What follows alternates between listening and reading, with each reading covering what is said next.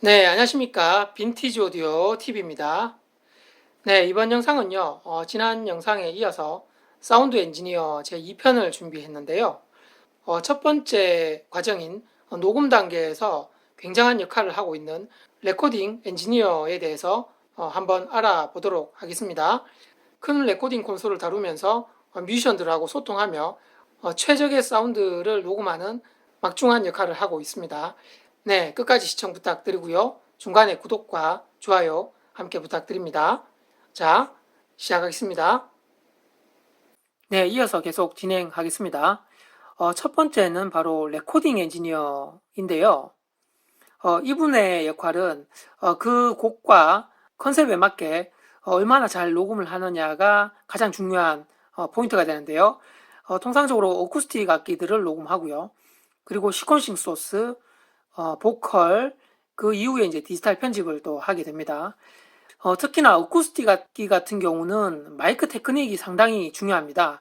그래서 드럼이라든가 현악기라든가 관악기, 그 다음에 타악기, 피아노 녹음, 그 다음에 어쿠스틱 기타, 이런 악기들을 녹음할 때는 그 연주자의 아주 감성이 깊은 그 음악을 캐치하기 위해서 마이크의 종류와 그 다음에 마이크의 위치, 그리고 마이크의 개수, 스테레오 녹음이냐, 모노 녹음이냐, 그 다음에 룸 어쿠스틱까지도 상당히 고려를 해서 이 마이크 테크닉으로 그 악기가 가진 가장 훌륭한 소리를 녹음을 해야 되고요.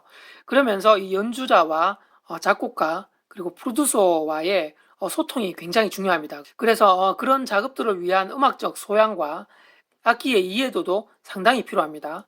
그래서 뮤지션의 역량이 최대한 발휘할 수 있도록 이 음악적 커뮤니케이션이 너무나 중요하고요. 그래서 이 레코딩 엔지니어들은 상당히 많은 그 음악적인 그 소통 스킬을 가지고 있어야 되고요. 많은 그 장르를 접하기 때문에 그 음악 장르에 대해서도 굉장히 좀 해박해야 됩니다. 그리고 그 다양한 그런 연주자들을 많이 만나기 때문에 그 연주자의 특징적인 그런 연주 테크닉, 어떤 그 연주자만의 색깔, 이런 부분들도 잘 캐치할 수 있는 그런 스킬이 굉장히 중요한 게 바로 이 레코딩 엔지니어가 되고요.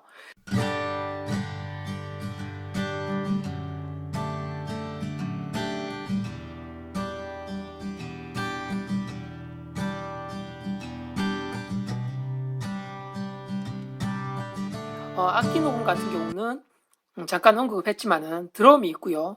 드럼 같은 경우도 굉장히 많죠. 재즈 드럼이 있고 락 드럼이 있고요. 그다음에 전형적인 부드러운 발라드 드럼들이 있습니다. 그래서 그런 음악적인 색깔에 맞게끔 굉장히 마이크와 각종 아웃보드를 이용해서 녹음을 잘 해야 됩니다. 그리고 어쿠스틱 기타, 일렉트릭 기타 같은 게 있고요. 일렉트릭 기타 같은 경우에 앰프를 사용하게 됩니다. 우리가 잘 아는 마샬 앰프라든가 펜드 앰프, 이런 그 고가의 그 유명한 앰프들을 사용하는데요. 그 앰프에 대한 이해력도 굉장히 있어야 되고요. 그 다음에 베이스 기타, 뭐 피아노, 스트링 같은 녹음도 하게 되는데, 이 피아노 같은 경우도 업라이트 피아노가 있고 그랜드 피아노가 있죠. 그래서 그랜드 피아노도 독일제와 일본제, 미국제 피아노에 따라서 그 음색이 다 다릅니다. 그래서 그런 이해도도 상당히 갖추어야 되고요. 그리고 스트링 같은 경우도 소형 오케스트라가 있고요. 그 다음에 대형 오케스트라가 있습니다. 그래서 소형일 경우에는 바이올린, 비올라, 첼로 이 정도로 소규모로 하지만, 대형일 경우에는 굉장히 인원수도 많고요. 그 다음에 그 룸에서 뿜어져 나오는 그 잔향도 얼마나 잘 녹음할 것인가도 굉장히 고민을 많이 해야 됩니다. 그 다음에 브라스 녹음이 있는데요. 트럼펫, 색스폰, 트롬본, 이렇게 세 가지 악기가 주로 사용이 되는데, 이 악기들의 특징은 음량의 레벨이 굉장히 셉니다. 그래서 이런 악기들을 녹음할 때 또한 마이크들을 굉장히 신중히 다루어야 되고요. 그리고 국악기도 있습니다. 가야금이라든가 해금이 주로 많이 녹음을 하는데, 이런 악기들은 통울림의 소리를 굉장히 잘 체크를 해야 되고요. 그 다음에 줄을 다루는 악기이기 때문에, 그래서 가연 같은 경우는 손가락이 줄에 닿는 그 터치하는 그 음들도 잘 고려해서 녹음을 하면 되고요. 그 다음에 타악기 같은 경우는 뭐 대표적으로 봉고나 콩가가 있는데 이 악기들도 통의 울림 소리를 상당히 잘 캐치해서 녹음을 해야 되고 손바닥이 맨 위에 가죽 부분을 때리면서 녹음을 하죠. 그래서 그런 부분까지도 잘 고려해서 전반적으로 녹음을 하면 되고요. 그래서 이 악기 녹음 같은 경우는 이렇게 보시다시피 레코딩 엔지니어가 상당히 많은 이해가 있어야 되고요. 악기의 구조라든가 그 다음에 그 연주자와의 커뮤니케이션이 상당히 중요합니다. 그 다음에 보이스 녹음이 있는데 메인 보컬이 있고요. 그 다음에 랩도 요즘에는 많이 녹음을 하죠. 그 다음에 백그라운드 보컬이 있습니다. 그리고 더블링이라고 해서 2차례, 3차례, 4차례 이렇게 더빙을 하는 보컬도 있습니다. 그래서 메인 보컬 같은 경우는 가장 중요한 게 마이크죠. 그 보컬의 음악 색깔에 맞는 그리고 목소리 톤에 잘 어울리는 그런 마이크를 선택을 해야 되고요. 랩 같은 경우는 멜로디 라인을 부르는 게 아니라 자기가 가사를 직접 써서 그 리듬과 그루브를 타면서 바로 자기만의 랩을 하게 되는데요. 그래서 이 랩 녹음 또한 그냥 일반적인 멜로디 녹음과는 조금 다른 입장에서 고려를 해서 녹음을 해야 되고요. 그 다음에 코러스 같은 녹음이 있는데 전문적인 그런 세션 코러스 하시는 분들이 와서 녹음하기도 하고 또 가수가 녹음을 하기도 합니다. 더블링 같은 경우도 가수라든가 코러스 세션 하신 분이 또 녹음을 하기도 합니다. 네, 그래서 이 녹음된 소스들을 편집을 하는데요.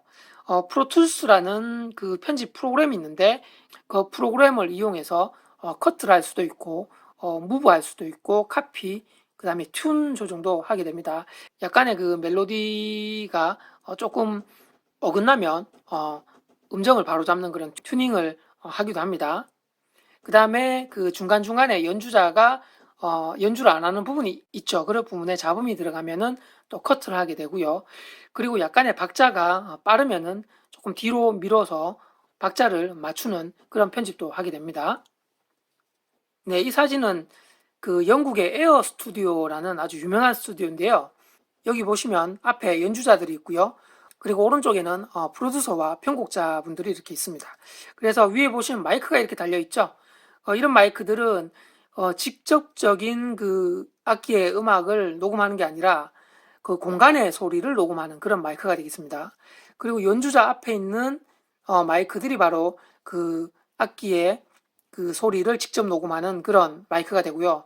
이래서 그 엔지니어가 마이크 테크닉을 적극적으로 활용을 해야 되고요. 네, 그리고 이 사진은 이제 컨트롤룸의 모습인데요.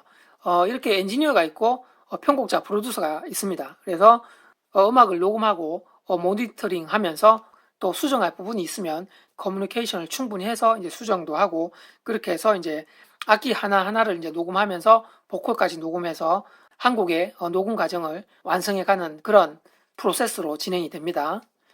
네, 오늘은 여기까지 마치고요. 다음 시간에 믹싱 엔지니어와 마스터링 엔지니어에 대해서 알아보도록 하겠습니다. 네, 아래에 제 사진에 구독과 좋아요 부탁드리고요. 다른 영상들도 많은 시청 바랍니다. 네, 감사합니다.